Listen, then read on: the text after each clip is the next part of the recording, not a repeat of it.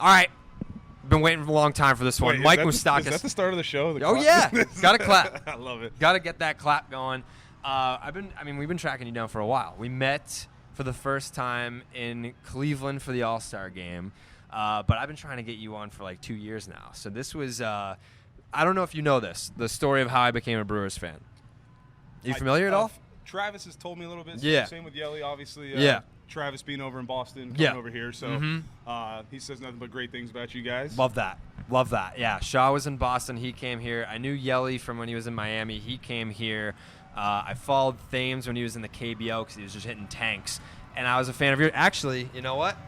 I'm going to pull it up right now because I saved this earlier. This is from July 28th, 2011. Okay. So I tweeted, another run is in on a double by Moustakas. He's going to be a beast someday. I like it. 2011. How old were you in 2011? What was that? When was your rookie season?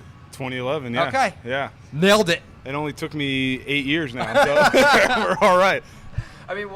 Now, so your last season with the Royals, you hit 38 bombs, which the record came down this year.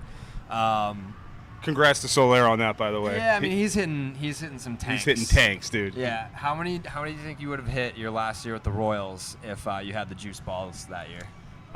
38 in that year was probably 48 this year. I don't know, dude. I don't know. 38 was a good number. 38's a good number, but if you're using 2019 baseballs in that year, you're probably hitting at least 10 more. Maybe. I'm not complaining about these baseballs. Oh yeah. No, these baseballs are something else. And then obviously like Miller Park.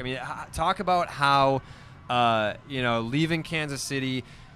This was an organization that you came up in, like Dayton Moore built a core over there, a championship core. But then you come here, and I feel like, obviously you were fit in Kansas City, but I feel like you just mesh so well here in Milwaukee. Yeah, absolutely. Like you said, Dayton did a phenomenal job building that group of guys, from the ground up. And then when we got close to hitting our prime, he went and made trades to get some great guys, and it's very similar to what the Brewers did over here. Kind of built it up and then made some huge trades and got Yelich and some key pieces. And then I was able to come over here last year and be a part of that cool run that we had, and able to sign back here again this year, which was awesome. Yeah, we need to get you paid, though. We need to get Moose paid. That's going to be, when this interview comes out, I don't know if you're familiar with the Starting Nine rub, but pretty much anyone that we talk to on this podcast, they either end up going on to have a monster season or they end up getting breaded up, or both. I'm cool with both of those. Yeah, That's awesome. no, I feel like we're probably going to end up with both now. That's awesome. So what do you think, because obviously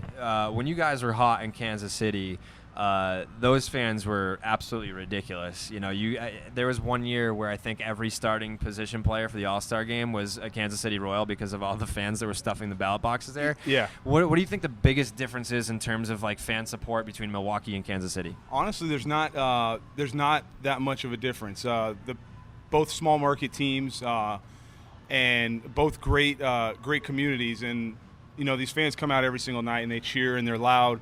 I'd say the only difference is this dome. It's so much louder just because it's closed and it's echoed. But I still remember back in 2014 in the wild card game, it's the loudest I'd ever heard a stadium before in my entire life. And those fans in Kansas City are unbelievable. I loved every single game I was able to play there, and we just had a great time. Did you guys ever just sit around the clubhouse and be like, we're all going to the All-Star game? The Royals fans literally voted in everyone on the Royals for the All-Star game. You guys hey, we'll see y'all there. It's the Royals versus the National League this year. It'll be fun. We had guys that weren't even playing that were on the roster. I was like, gee, this is awesome. But it was good because at the end of the day, the fans obviously were wanting us to get in, but they got it right. A lot of people that were supposed to start started, and people that were supposed to make the team made the team, and that's what's huge in the game nowadays, is making sure we get things right, and they did a good job of that. Do you think World Series hangover is a myth?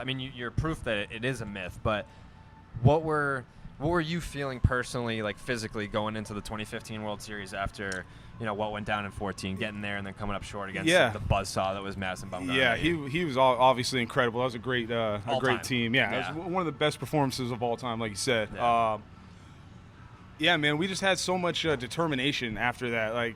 Once you get that feeling of postseason baseball, it's it's nothing like it, man. You want to go out there every single day and get back to that feeling. I mean, you ask anybody that's gone to the postseason or, won a World Series or lost a World Series, you want that feeling. That's why you play the game every single day. You play 162 games, spring training, all that stuff to get to that point. And it's there's nothing like it, dude. It's honestly it's the best baseball of all time. We were talking earlier because I interviewed Benintendi this year, and I was telling him about like the panic attacks that I was having in the stands at Yankee Stadium because the crowd was so loud and the moment was so tense in the 9th inning, and I just couldn't imagine being on the field being like, just don't hit it to me. Have you ever had a please don't hit it to me moment, or are you a guy that's like, I want to make the final out here, like I want, the game's on the line, the runner's in scoring position, bottom of the 9th, like I want to make that final out? Yeah, I try not to think either one of those. I'm just trying my best to stay in the moment, because I start thinking I don't want the ball hit to me, that ball's definitely coming at me. Yeah.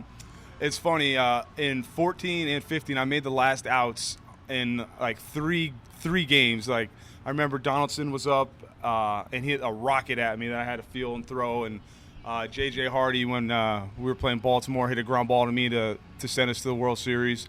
It was insane, dude. Like I just catch it. I'm like, God, I'm so happy I got Haas over here, because if I throw this thing anywhere near him, he's gonna catch it and we're gonna be all right. Mm-hmm. So, but yeah, you just try, and after that first pitch, try and pretend like it's another baseball game, even though there's only one game going on and everyone's watching you. It's pretty crazy. Yeah, no, I would literally just have a panic attack the entire time. Like I can't do it.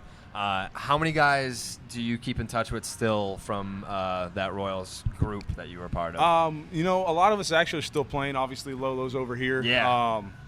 Anytime I see one of those guys, we always go to lunch or go play golf or hang out, and keep in contact with Vargas and Wade Davis and Holland, Dice, Haas, Zobrist, everybody that was on those teams. When you win a World Series, you're a family, and you're going to have, the meetings later on, the 10-year reunions, all that stuff, which is going to be awesome. But, you go through so much throughout a course of a baseball season, and then to win a World Series and celebrate with those guys, it's something that you'll never forget, and those dudes you'll never forget. So because 14 and 15, obviously they were back-to-back, like when you look back on your experiences with the Royals in the postseason, do they blend together, or in your mind can you differentiate, like, all right, that was 14, this was 15? Like obviously there was the losing to the Giants is a low point, but there were some high points, like you mentioned the wild card game en route to that. Like do they blend together in your mind? Yeah, a little bit. The one game I honestly have no recollection of is the wild card game in 14. Like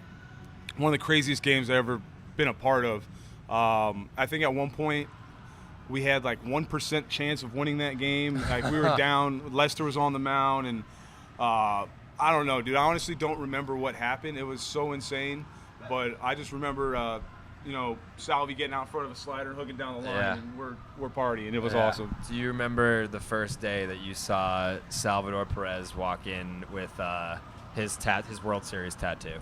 I do. And what was your reaction to that? I loved it. I loved it. It's on the inner bicep, which, by the way, I don't know if you have it. You do have the inner bicep. That sucks. It's not good. Yeah. It's not good. It doesn't feel great. Yeah.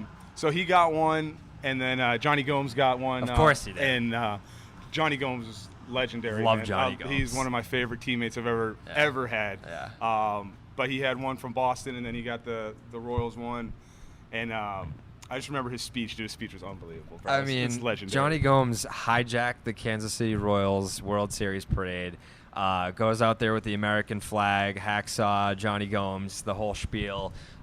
Because, there were a lot of people like, all right, dude, like you didn't do anything in the postseason. Did the Royals players – obviously there were guys that took to him, and they were like, hey, this is a guy that comes in here. He's been here. He's won before. He's a grinder. He's a winner. What impact did Gomes have on that? Everything you just said, man. There's things about baseball that you can't quantify, like Johnny Gomes coming in the clubhouse and, keeping CC loose. Christian Cologne. He immediately gave credit to Gomes after a walk-off hit. Immediately. CC had the game-winning hit for us to win the World Series, and he immediately gives credit to Gomes. And it's just the things he was able to do in the clubhouse, even though he wasn't playing, wasn't contributing that way on the field. He was able to come in every single day and get the boys ready to go, and it was awesome, to have that kind of leadership from a guy that wasn't even playing, to have that guy in the clubhouse. out there ready, grinding it out with you, ready to do whatever he could. It means a lot, and it goes a long way in baseball. If there's one moment to you, not the final out in 2015, that sticks out for you in terms of those 2 postseason runs with the Royals, what is it that you'll look back on and be like, that's the moment that stands out to me? Obviously, there's a ton. You get to that point to get to the World Series, there's a ton of things that had to go your way. But I think that play where Haas stole home, I stole home. I mean, it was a ground ball to right. He snuck in the back door. Yeah. And caught him sleeping. Yeah. Scored, and that was obviously a huge play for us. And then there's just so many plays. Lolo hits a huge base clearing double. CC's hit. I mean, just plays that I can remember. I remember catching a line drive at third, turning a double play to end the game. Just all sorts of crazy stuff. And, it's just so fun to look back on it and be able to relive those experiences with the boys. Yeah, because I mean, I forget the exact percentage, but KFC, he's our Mets guy at Barstool. He screams about it to this day, like that the Mets were leading for like 87% of that World Series or something like that. Like, what does that say about the 2015 team, that the Mets were basically leading for a vast majority of those games and the Royals still won in 5 games? Yeah, we that Mets team was unbelievable, dude. Yeah. That was a great team. Obviously, an incredible pitching staff, great players, top to bottom. But we just went out there and grinded, man. We just never gave up. We tried never to quit until that last out was made. And we were fortunate to have some things go our way, obviously. But that's kind of how baseball is. You need the ball to bounce your way, and we got fortunate for that to happen. And man, I'm just so happy I won a World Series. It's what you play for. It's what you dream of. And, I mean, to be considered a World Series champion is not much forever. better. Yeah, like that's not a one-time deal. No. What were those days and weeks like after you guys won the World Series? It was incredible, man. The parade, I'd never seen so many people in my life, dude. Driving through Kansas City, people on top of the buildings. And then you get to the stage, and – obviously, Gomes took over with the American flag and the speech. It was incredible. But looking out there, and you just see the sea of blue. And as far as you can see, there's people off in the distance on top of buildings. Man, it was just incredible. Then to just go back next year and have all the support that we already had and all the love we already had times 10. It was just incredible to give back to that city and that community a World Series that we told them that we were going to get. Yeah, and then you come over here to Milwaukee, and I feel like it was just day one that it felt and looked like you had been a part of this team from day one. How like, what does that mean for you as a guy to come to a team like this, and then it's just like, hey, no, Moose he's one of us now, and it was immediate almost. Yeah, I was fortunate. I played with a lot of the guys in here, so I played with Kratz, obviously Lolo, Jeremy Jeffries, obviously Ryan Braun. I grew up with him, knew Yelich. I knew a bunch of these guys coming in, and so it was an easy transition for me, obviously coming to a new team, trying to meet all the new guys. It helped me out a lot knowing a bunch of these dudes. But the one thing I think that helped me out a lot is I just wanted to go out and play and win. And that's what this team was about last year, and same this year, is going out and trying to find ways to win. And Counts and Murph and all of our coaching staff is awesome. They do a great job of putting us in, positions to succeed and just go out and have fun. And we keep it really loose and have a good time, and that's all. That's what this game's about. I know you saw the stat earlier. I tweeted Brewers have won 13 out of their last 15, best record in baseball over that span, and that's with the majority of that span with Yelich having gone down. How have you guys sort of been like, all right, we just lost not just the best player on the team, but perhaps the best player in the league. We're just going to keep on winning baseball games if you don't mind. Yeah, that's not easy, man. Obviously, when a guy like Yelich goes down, it's not good for your team or baseball in general. You want to see that guy play. Same with guys like Trout. You want these guys to be on the field. You want to see them play. It's great for the game, and obviously it's great for us. We need Christian Yelich on the field. But at the same time, the season's not over. We still got jobs to do, and our goals haven't changed. We got to go out and find ways to win, and obviously they're going to be a little bit different now that we don't have one of the best players in baseball out there that we can lean on. So we're going to have to do, other things, get guys over, bunt guys over, small ball, drive guys in. We're going to our bullpen early, and those guys have been shutting it down. Our pitching staff's been great, and Counts is pushing the right buttons. It's obviously it's difficult, but we got to do what we got to do to get to the postseason. How grateful are you that you don't have to face Josh Hader? Oh my God, dude! I faced him one time before I got traded over here, and I was like, God, I'm so happy I got traded here. I'll never have to face this guy again, dude. What does that look like? It's horrifying. It's horrifying, especially from the left side. Yeah. 96, 98, and you swing and you think you're all over it, and then you go back and look at the video and you were nowhere near it. You're like, right. I don't have a chance, dude. I might as well just bunt. But he's obviously a phenomenal pitcher, and he's even a better dude. That's what's the best part about him. I don't know if you've gotten to talk to him yet. Go talk to him. He's Murph a phenomenal was hyping him guy. up. He said he's one of the best teammates that's in that clubhouse right now. Who for you, you're not you're a veteran now. Is that weird to say it? Is it weird to be like, yeah, I'm a veteran? Yeah, I guess. I don't really consider myself a veteran. You are. I guess, yeah.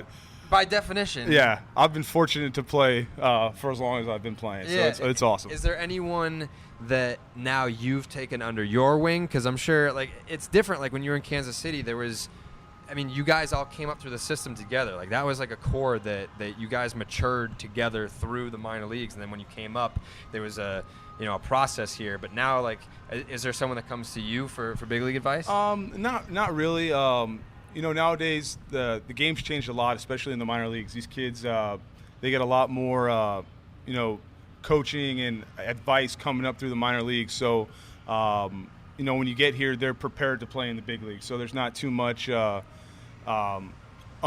going on right now. But if any of them ever have questions, they always come up and ask, Lolo, me, Bronny, Yelly, and what's great about this clubhouse is we just have a good time, man. We just want everybody to be themselves. Do whatever you got to do. Just show up at 7 o'clock and let's win a baseball game. And we have a good time doing that. And as long as we're winning, everyone's happy. How cool is it to show up every day and have Bob Uecker in the clubhouse? That's unbelievable. It's honestly one of the best parts about being a Brewer, dude, is getting to see him every day. You got to talk to him. How long did you talk to him? Dude, I talked to him for 15 minutes, and I just didn't want it to end. Yeah. And I knew that he had a game to go prepare for, and I was like, you know what? I think I'm ready to run the risk of you being late for the broadcast. It's worth it, dude. Yeah. He. So I met him my rookie year. We came here, and ever since then, I was like, this is obviously Uke. But ever since then, I'm like, this guy's incredible. I can't wait to hang out with this dude, get to know him, and I was fortunate to play for Ned and Dale Swaim, who both managed over here and knew Uke really well. So I got to hear some cool stories from them about Uke, and then getting traded over here and getting to talk to him every single day, dude. It is something special every single day. He comes in, it's unbelievable. He comes in and it is awesome. If here's a random question: you're locked in a room for 24 hours. And you can only pick one song that has to play on repeat for the entire time. What song are you picking? God. I don't know, man. You have to consider that you're probably going to want to sleep at some point. So if you pick a favorite song, it can't have the beat drop or anything. Unless you can sleep through that. I can't. It'd probably be something. It'd be reggae for sure, like Revolution or probably Sublime, something like that. I don't know. One song. That's tough. Just one song. I gotta pick. Yeah. I'll probably I would go with Extreme More Than Words. Okay. It's a good pick. Okay, I like it. Yeah. I like it. Somewhere Over the Rainbow. There's a reggae version of that, right? Yeah. I think I think it started out like that. I'd probably go Santeria. Okay. Okay. I like Santeria. Yeah, that's a song where it's I could listen to that for a day straight. Yeah. Not go insane. Yeah, I'll probably never listen to it after that, though. Right, yeah, you're ruining it forever. It's a good song. But you're not losing your mind in the 24-hour window, for sure. Yeah. That's tough, dude. I like Sublime a lot. How cool is it to hit a home run and have fireworks go off? That's I've always wanted to do that. We do live podcasts sometimes. We got to make that happen, dude. Yeah, I think what we're going to do, because we do, I think each each sport-specific podcast has their own like event now. Right. I think what I want to do at the All-Star game is either do like a home run derby or like a wiffle ball tournament. Yeah. We need pyro. Have to have pyro. Have to have it. We got to put it in the budget. Yeah, absolutely. The only downside of hitting a home run here, obviously, is The roof's closed. yeah. You hope the guy in front of you didn't hit the home run because it's tough to see after that. But it's awesome, dude. Hitting a home run's so cool, man. It's like, Yeah. I mean, you don't do it all the time, and see the ball fly over the fence. It's awesome. In your opinion, what was your best game ever? You can go back to as early as Little League. Like if you had a game where you went 6 for 6 with 5 home runs in like Babe Ruth or AAU or something, or high school, anything. So I've had 2 unbelievable games. One was in Kansas City. Actually, we were in Baltimore. I think it was either 9 or 10 RBIs that day. Hit a grand slam, 3-run home run, double or something. And that was in the big leagues. That was by far my best game in the big leagues. But I had a game in AAA where I think I had like 13 or 14 RBIs. Damn. I hit 3 homers. It was awesome, dude. It was like a month's worth of RBIs wrapped into one day. It was tight. So, yeah. Do you have, at the beginning of each season, do you have personal goals that you set for yourself, or you kind of just like, I just want to do the best every day? I honestly, I try and set one goal, and that's just get to the postseason, man. Yeah. After that, all that other stuff will work itself out. When I was younger, I tried to set goals, and when you don't reach them, you just try and fight harder and harder to get to them. So I kind of stopped doing that and just set my sights on one big goal, which is doing what I can to help the boys get to the World Series, and that's just because I know how much fun it is to get there, man. It's such a great time, and if your mindset's like that, everything else will be fine. Yeah, I mean, just a couple guys sitting here who, we know a thing or two about being at World Series parades. It's fucking, got to get back to that eventually. Do you have a favorite Christian Yelich story?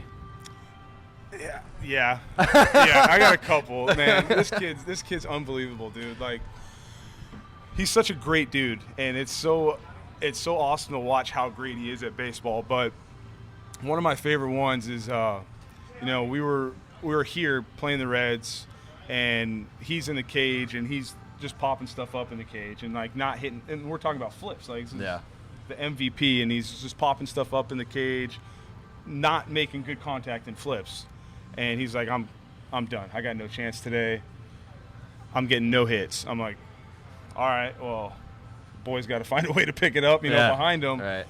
Kid goes out and gets 6 hits and hits for the cycle that day. I'm just like, and he does that. Which cycle was that? That was the first one or the second one? I think it was the second one. Yeah. He did the same thing Yeah. in Cincinnati a week earlier and couldn't hit flips, couldn't hit BP, walked out of the cage and hits for the cycle that day. I'm like, so every time this guy walks down and says, I'm done today, I'm like, all right, boys, Yelich's about to have a great game. So for a guy like that, he's ridiculously humble, and I honestly don't think he realizes how good he is. He doesn't, and that's the best part. Like, watching him go out and play and watching the things he does, and when he talks about it, it's like, yeah, dude, it just seems so easy for you. And this game's not easy, and it's not easy for him though. He works extremely hard, and he's so talented and so dedicated to hitting, but when you watch him and see how he does it, it's like, wow, that just is really, really easy. Like, you're turning on 98 up and in like it's nothing, dude. Literally. I think the only time that I saw him get overmatched was that at bat against Garrett Cole. Yeah. He got ragdolled in that one. Man, a lot of people were getting ragdolled that day, too. He's got 300 punchies already. Yeah, I contributed 4 of those, I think, so good to help him out. Because earlier I asked you about, facing Hader. You did it one time. And it's an absolute nightmare. Who's the one guy that you faced this year that kind of has that same effect, where it's just like, I want no part of this dude? G. Cole, obviously. Yeah. He punched my ticket a couple times. Yeah. And then Lamette, we just faced him from San Diego. He gave me the hat trick. So did he? Yeah, dude. I was just up there. How many looking? 2. Damn. The first one, I think the first one I swung at, and the next at bat, I'm like, all right, maybe he might walk me here. I'll take a few, see if we can work a 3-1. Strike 1, strike 2, strike 3. Come sit down. Yeah. And we were right back in the dugout, right where we're at right now. Who is your team growing up? from LA, so watching the Dodgers. Grew up a Dodgers fan, but I was actually fortunate. My uncle coached in the big leagues for a while. He coached with the Rangers, the Reds, and the Mets. So I actually got a bat boy for the Mets when they come into town. Huh. Okay. Yeah. Are there any video of this? Oh yeah, I got pictures. I got some. I was hanging out with Piazza, Rob Ventura, Joe McEwing, Leiter, all those guys. Ray Ordonez. I loved watching him play, dude. That guy was a stud. But I got a bat boy for like Robbie Alomar, Mo Vaughn, all these dudes. It's pretty cool. So does that take away, like when you're working your way through the minors, you get drafted and you're doing the bus rides and you know that the big leagues is coming? Does having that experience of kind of like rubbing elbows with big leaguers back in the day, does that help ease any of that, like the pressure or just the nerves of it? Yeah, not really. When I bat boyed, I was 10, 11 years old, and I was just in awe and just in shock of being able to be in a major league dugout and a clubhouse and getting to hang out with these dudes. I was like, this is unbelievable. Yeah. And, doing that, I mean, that was like a dream come true for me to be able to hang out with these dudes, and the way they treated me was awesome. So that was obviously really cool, but it didn't really help me out, throughout the course of my career. You're still riding the buses, you're taking 7-8 hour bus rides, and you're still trying to grind your way to get here. And once you get here, obviously it's phenomenal, but the path to get here is incredibly difficult. What do you do to kill time in the off season? Right now, I have my 2 kids, a little girl and a little boy, and when I'm not hanging out with them, I'm playing golf, going to the beach, just trying to relax and get ready for spring training, which always seems to come too soon. Who's the worst golfer on the Brewers? I gotta say, Lo Kane, man. I mean, I don't think he likes golf at all. Yeah. So I'd say him, but there is video of Yelich trying to hit a golf ball. We went to Top. Oh yeah, you were supposed to come. Yeah, I didn't make it. Yeah, we were at Top Golf. It was me, Thames, Shaw, and Yelich. Yeah. I don't know if they. I don't think Yelich would do it because he stunk. Yeah. It's incredible, isn't it? That guy can't hit a golf ball. It's insane. Insane. And then we had Dallas had like a pocket radar, and we were measuring like the exit velocity off of T. Shaw's driver. T. Shaw can smash. I think it was like it was something like 119 or whatever it was. It was something absolutely preposterous. Yeah. If there's one guy in baseball history you can step in the batter's box, not because you think you can take him deep, but you just want to see what it looks like. Any pitcher in baseball history, who are you doing that with? In their prime. I mean, it's just being a lefty, I just kind of got to see what Randy Johnson looked like, just to, understand how incredibly difficult hitting is against him. Like, I don't think I want to be in the box. I want to be like just far enough away so he doesn't hit me. Yeah. That's a real fear. And then Nolan Ryan too, dude. I just want to see what the Express look like. Yeah. Yeah. I mean, I feel like because now you guys are so used to seeing, you go into the bullpen. Here comes a guy that's got 98 with movement. Yeah. That I don't think that you would be phased, or anyone in the big leagues right now would be phased by Nolan Ryan's fastball. I don't know, man. That's a special kind of dude. That's for sure. I want to see what it looks like. Yeah. But I mean, you're right, dude. Everyone throws 100 nowadays. Everyone's got it. Yeah. Back then, it was special. It was such a quick transition too, because I remember 2010, 2000, like right when you were coming up. I don't know if you remember Daniel Bard. Yes. When he came up with the Red Sox, when he threw 100, everyone was like, "Holy shit!" Absolutely. Now you get guys in the league that the casual baseball fan has never even heard of their name before that can throw 102. Yeah. It's just you're used to it now. You've adjusted to it. That's how the game is. And no, it's not easy, dude. It's incredibly hard to hit, man. Now you got guys throwing 102 and like it's hard. It's hard, dude. Breaking news. It is hard to hit 102. Hey, it's hard to hit 90, let alone 102. Yeah. If you could go, or actually, one last question before we get to the question that everyone answers. Was there a moment for you when you first came up where you saw one guy, or there was a moment in the big leagues where you were like, holy shit, I can't believe that I'm playing against this person, or oh my God, I can't believe that I'm in this ballpark? Yeah. My rookie year, I got to second base, and or in Yankee Stadium, and I turn around and Derek Jeter's standing there. I'm just like, come on, dude. Like, Yeah. This is incredible. Like, Yeah. and I'm like, hey, Mr. Jeter, how you doing? He goes, hey, Mike, how's everything going? I'm like, dude, come on. So you knew you by name. Yeah.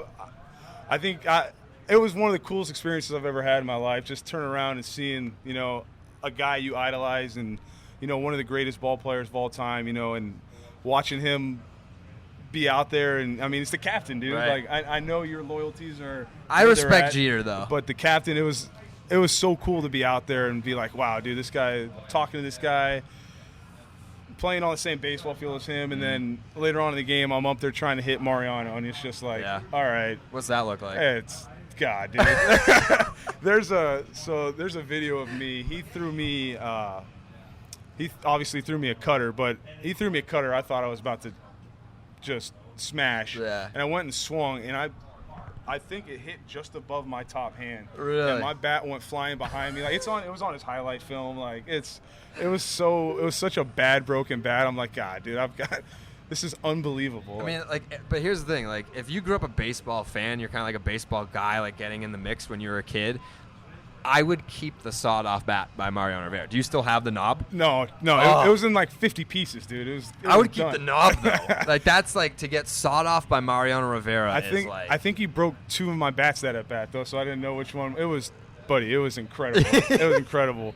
But, like, it's so cool, though. Like, I was fortunate enough to play when, you know, guys like Paul Konerko, Jim Thome, you know, Adam Dunn, just like guys that I grew up watching play baseball. I was able to play against these guys, and it was just incredible. And then, you know, we ended up getting Miguel Tejada, who was one of my favorite players growing up.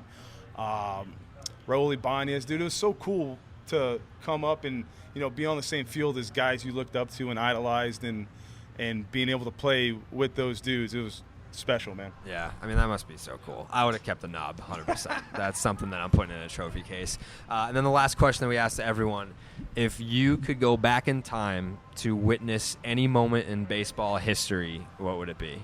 Like live in person, you're in a seat, you're right there. Any moment in baseball history? God, dude, there's a lot of phenomenal moments, man.